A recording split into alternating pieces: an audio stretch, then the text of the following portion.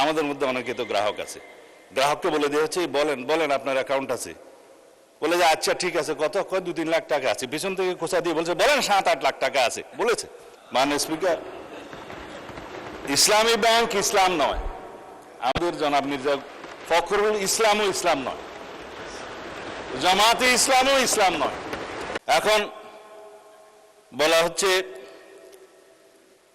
আপনারা ব্যাংকের মালিক না, জামাত ইসলাম ব্যাংকের মালিক না, আবার বলছে ইসলামের উপর হাত দিবেন না। কদিন আগে জামাত ইসলামের এক বন্ধু, আমি নাম নিলে আবার এখানে 74-এ দাঁড়াতে পারেন, সেজন্য 2 জন এমপি ছিলেন, আরেকজন পরাজিত এমপি ছিলেন, আরেকজন নেতা ছিলেন, বক্তৃতা দিচ্ছে ইসলামের উপর হাত দিবেন না। মাননীয় স্পিকার, ইসলামী ব্যাংক ইসলাম নয়, আমাদের জনাব মির্জা ফখরুল ইসলামও ইসলাম নয়, জামাতে ইসলামও ইসলাম নয়। সুতরাং সবকিছুতে ইসলামের উপরে হাত দিবেন না দোহাই দেওয়া কিন্তু ঠিক নয়।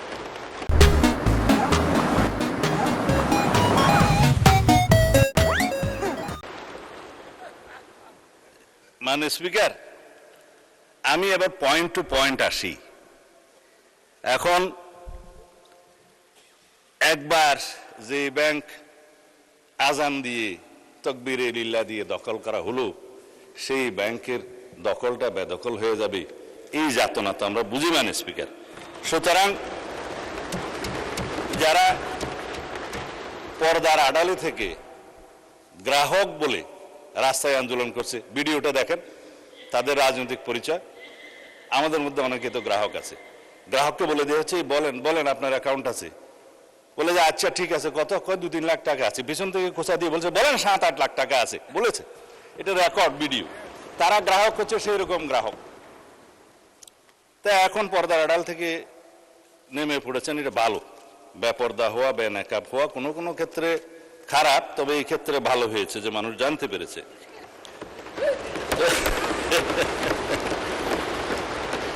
মাননীয় স্পিকার, এখানে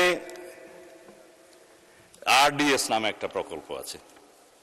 সেই প্রকল্পের, এটা হচ্ছে ইসলামী ব্যাংকের একটা ফ্ল্যাগশিপ প্রকল্প। এই প্রকল্পের মূল হচ্ছে পল্লী উন্নয়ন প্রকল্প নামে, যেখানে 5,000, 10,000, 20,000 টাকা পর্যন্ত লোন দেয়া যায়। নারী গ্রাহকের সংখ্যায় বেশি। ভোটের আগে 10,000 টাকা করে অনেক নারীকে দেয়া হয়েছে। লাইনে আমার এক ভোটার জিজ্ঞেস করছে, আমার এক কর্মী, মা আপনি কোথায় দিবেন? বলছে যে বাবা, বলছে কোরআনের দল না দিলে তো জান্নাতে যাওয়া যাবে না, 10,000 টাকাও দিয়েছে, বলেছে এটা মাফ হয়ে যাবে, আরো 10,000 টাকা পাবো। এইভাবে মাননীয় স্পিকার, মুনাস হিসাবে দাঁড়িপাল্লায় ভোট দিলে জান্নাত পাওয়ার নিশ্চয়তাও দিয়েছে। এই আরডিএস প্রকল্পের মধ্যে কত হাজার কোটি টাকা ডিস্ট্রিবিউট হয়েছে জানেন? 22,000 কোটি টাকা ডিস্ট্রিবিউট হয়েছে। 11,000 কোটি টাকা আগে দেওয়া হয়েছিল। এই 5ই আগস্ট 2024-এর পরে নির্বাচনের এই বৈতরণী পার হওয়ার জন্য আরো 11,000 কোটি টাকা দেওয়া হয়েছে, এর কোনো হদিশ নাই। তবে একজন নারী ভোটারের কথা তো বললাম।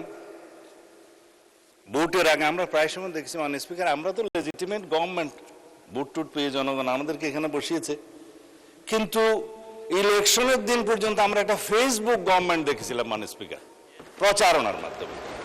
তা আমরা এখনো মনে করছি বিরোধী দলের ভূমিকা পালন করুক, তারা স্ট্রাগল করবে সরকারি দলে আসার জন্য, নির্বাচিত হয়ে মেজরিটি পাওয়ার জন্য। কিন্তু বারে বারে এইভাবে প্রচারণা, পর্দার আড়ালে প্রচারণা, পর্দার ভিতরে প্রচারণা ইত্যাদি চালিয়ে মানুষকে বিভ্রান্ত করে মাননীয় স্পিকার আমরা বোধহয় খুব বেশি এগোতে পারবো না। এখন ইসলামী ব্যাংকের আমি কয়েকটা আইনের কথা পরে বলবো, এখন বলছি না। ইসলামী ব্যাংকের নবনিযুক্ত চেয়ারম্যান দায়িত্ব নিলে এবং এই চেয়ারম্যানকে দায়িত্ব পালন করতে না দিলে কি হবে সেটা আইনে বলা আছে। বাংলাদেশ ব্যাংকের ব্যাংক কোম্পানি আইন অনুসারে সেকশন 45, 46, 47 এবং লাস্টে 57-এ এই কথাগুলো বলা আছে। না, মাননীয় অর্থমন্ত্রী বলছে যে আইন উনি বলবেন, তা আমার একটু অভ্যাস খারাপ বলে আগে বলে দিচ্ছি। বাংলাদেশ ব্যাংকের নির্দেশ দানের ক্ষমতা, বাংলাদেশ ব্যাংক যদি এই মর্মে সন্তুষ্ট হয় জনস্বার্থে মুদ্রানীতি এবং ব্যাংক নীতির উন্নতির বিধানের জন্য কোনো ব্যাংক কোম্পানির আমানতকারীদের স্বার্থের পরিপন্থী এবং ব্যাংক কোম্পানির স্বার্থের পক্ষে ক্ষতিকর কার্যকলাপ প্রতিরোধ করার জন্য যে কোনো রকমের সিদ্ধান্ত বাংলাদেশ ব্যাংক দেওয়ার এখতিয়ার রাখে এবং ব্যাংক কোম্পানিগুলো সংশ্লিষ্ট ব্যাংক কোম্পানিগুলো উক্ত আইন নির্দেশ পালনে বাধ্য থাকবে। ব্যাংক কোম্পানির পরিচালক সেকশন 46 ইত্যাদির অপসারণ বাংলাদেশ ব্যাংকের ক্ষমতা, চেয়ারম্যান থেকে বোর্ড অফ ডাইরেক্টরস সবার। তারপরে আপনার 49-এ বাংলাদেশ ব্যাংকের অধিকতর ক্ষমতা আছে, 47-এ পরিচালনা পরিষদ বাতিলের ক্ষমতা আছে। বিস্তারিত পড়লে আমার ওই 15 মিনিটে কোলাবে না, সেই জন্য বলবো না। এই পরিষদ বাতিল করা এবং নির্দিষ্ট মেয়াদ পর্যন্ত নির্দেশনা দেয়া, এগুলো সব বাংলাদেশ ব্যাংকের এখতিয়ার। ব্যাংক কোম্পানি আইন, তাইলে আগে আইন পরিবর্তন করুন, বাংলাদেশ ব্যাংক কোম্পানি আইন পরিবর্তন করে তারপর আপনারা এই আলোচনায় আসেন।